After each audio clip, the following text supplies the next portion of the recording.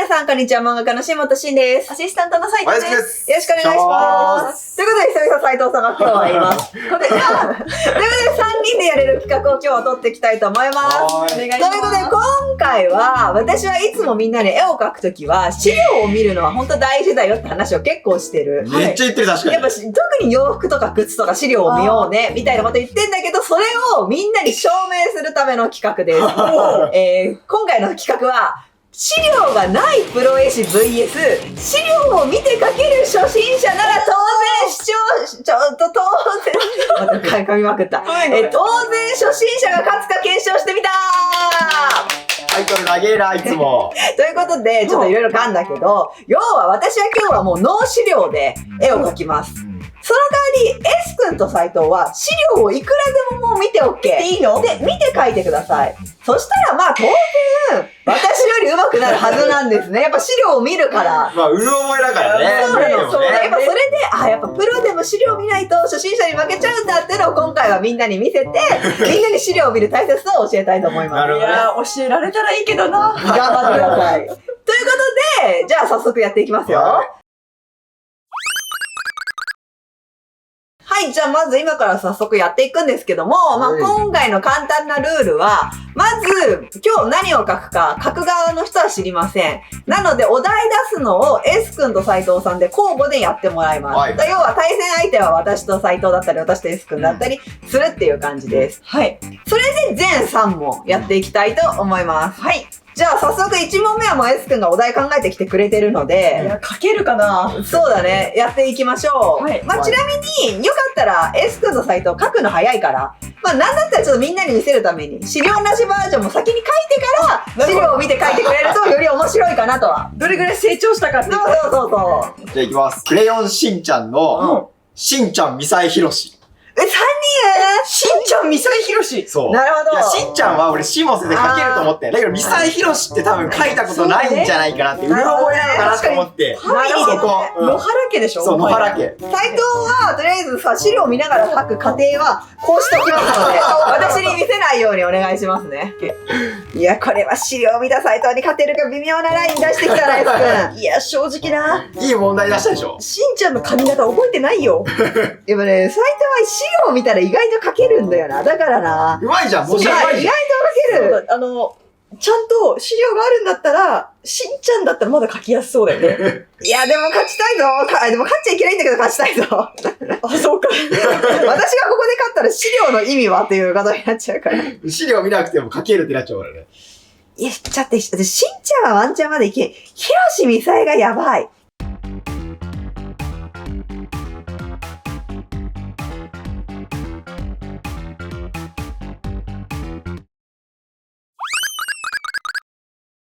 1回戦目終了しました。それ。せーの、ドン！うまい！やっぱり斉藤！うまい！なんかさ、ほわーんとしたね。確かに。特徴捉えてるけど、ほわーんとしたね。ミサイの髪型なんかおしゃれじゃね？いや、なんかミサイ誰？これかヒロシもなんか角刈りになってるやん。髪が分厚い。まあでもやっぱしんちゃんはね、特徴が捉えてるよね。確かに何度か書き直していくうちにしんちゃんに近づいてはいるの。で、ミサイも試行錯誤したけど、やっぱここまでは私がいけたの。これすごい。確かにぽい。いやー、これは斉藤の方がうめえな。じゃあ、ちなみに、斉藤さんが資料見なかったらどうなってたか教えてください。まあ、そんな変わりはないですよ。そんな変わりはない。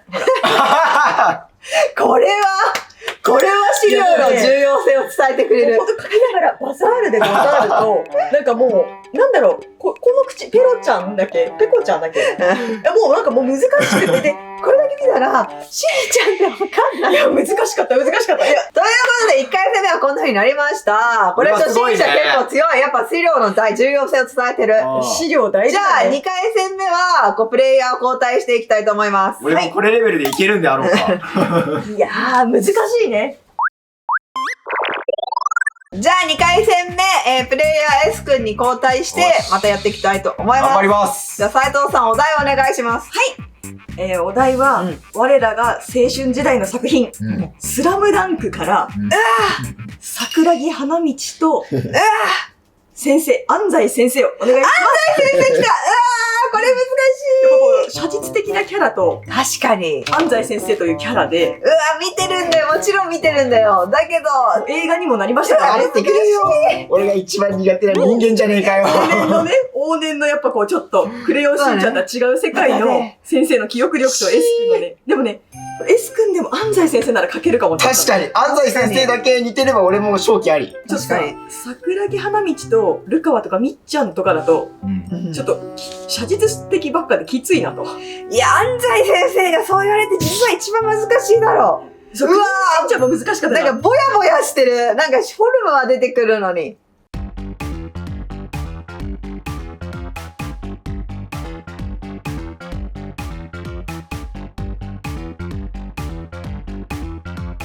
いつだって安西先生のことはパッて出てくんだよ、頭に。なのになんかこう、フォルムとなんか顔のあの一部のメガネだけが出てきて、先生の細部は一切私に出てこないよね。なんだべ、このいやもうさ、微微妙に似てないこの感じ。セリフが有名すぎて。あ、もうそうだね。諦めたらそこで試合終了ですよね。みんなさ、それは言ってるのに顔は出てこないっていうね。そう、ほんとそう。本当にでもそうだよね。うん。あ、でも俺見れるんだもんな。エス君資料見ていいんだよ。資料見てね、むしろ。むしろ見てね。いや企画が。今うん。見てるよ。いや、今花道書いてんよ、俺。あ、なるほどね。うん。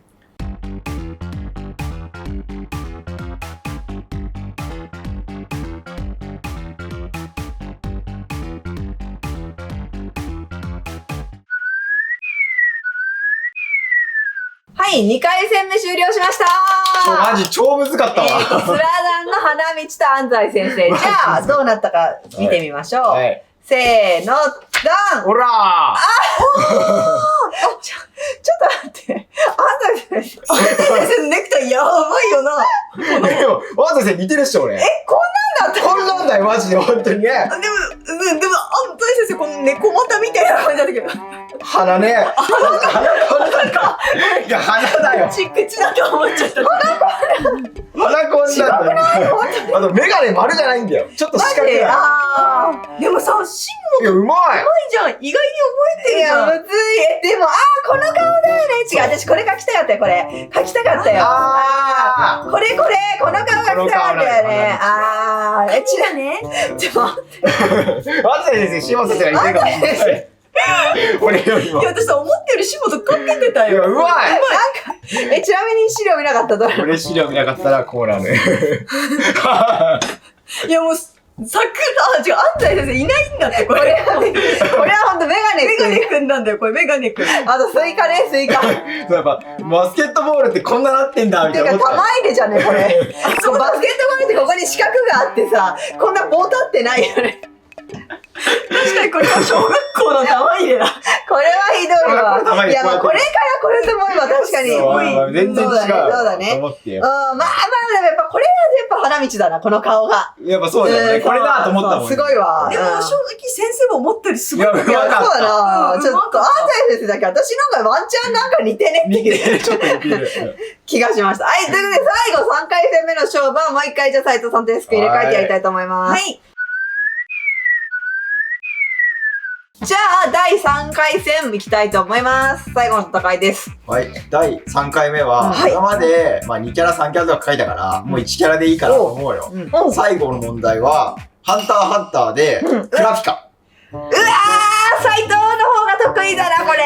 これ絶妙にさ、わいや、かんないそうなの斉藤さ、資料なくてもグラフィカならいけるんじゃないのあ、そういうことうん。いや、俺最初、だからゴンとかにしようと思ったんだけど、うん。なんか岸本先生書けそうだなと思って、でもクラピカって絶妙に書けないんじゃないっていう難しいなキルアってさ、そうメジャーじゃん。そうそうそう。クラピカはね、髪はなんと、いやでもわかんないな、前髪どうなってる。メジャーだよ、グラフィカももメちろん。ジャーだけど、でも書けない。なんかこう言われた時に、うんわー、むずいなって思うでしょ。しかも絶妙に特徴ないよ。絶妙に特徴ない。クラピカの特徴といえばあの服だよね。いや、だからそれが分かる。あれが出てこない。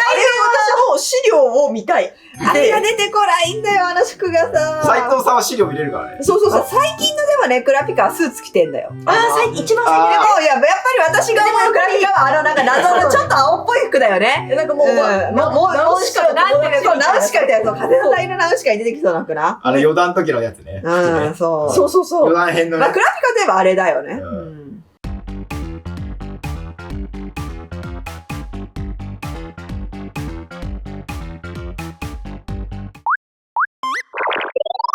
出ましたこれハンターハンターのクラピカ。うんさあ、どうなったか見てみたいと思います。ダン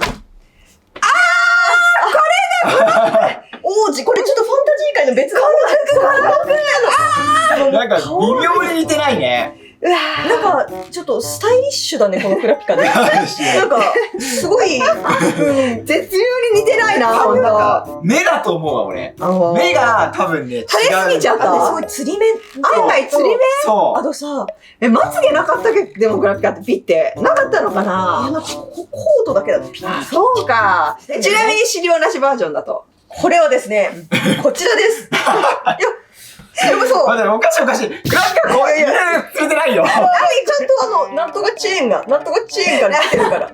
いや、死んじゃうやん、犬。じゃあ、確かに。ジャッジメントチェーンされてましたよ。犬死ぬやん。旅団にしか使えない、旅団にしか。普通の日のあれね。いや、でもなんていうかな、案外似てるかもしれない。私は思うよ。雰囲気はね、雰囲雰囲気は。気は。案外覚えてるじゃんって思ったけど、これ見たときに、こんな細かい服だったんですか、先生。あー、でもさすがだね。ちなみに私他のキャラ暇だから返した見たいい。脳資料。おー絶対違う。なんでゴンこんな違うのゴン違う。ゴン以外はかなり似てるね。あ、まあ、ひそかは星だったけど、まあでもちょっとなんか雰囲気は出てる。ひそかとイルミはすごいよ。イルミはなんかこんなんだよね。もっと無表情だね。もっと目が多分あれね、真っ黒だ。そうだ。そういうことか。キルはさ、もうちょいだけなんか、ツンツンしてそう。もっとさ、釣り目かな、キルは。かもしれん。クラピカでこれならキルはもっとなんではって思ってさ。やっぱ先生の線が柔らかいね。確かにそうだね。あー、難しかったな。まあ、判断は皆さんにお任せします。でもまあ、私的にはこれで資料の重要さが皆さんに伝わったら嬉しいです。まあ、今回は半券キャラでやったけどね、私的にはまあ、一番資料を見てほしいのは、背景だったり、小物だったり、洋服のデザインとかだったり、まあ、そういうところはね、本当にやっぱ資料を見た方が絶対いいと思うので、ぜひ今後皆さん絵描くときは、資料も見ながら描いてみてください。はいよろしかったらチャンネル登録と高評価ボタンもよろしくお願いしお願います。します。ではまた他の動画でお会いしましょう。漫画家の島田慎と、アシスタントの斉藤。バイバーイ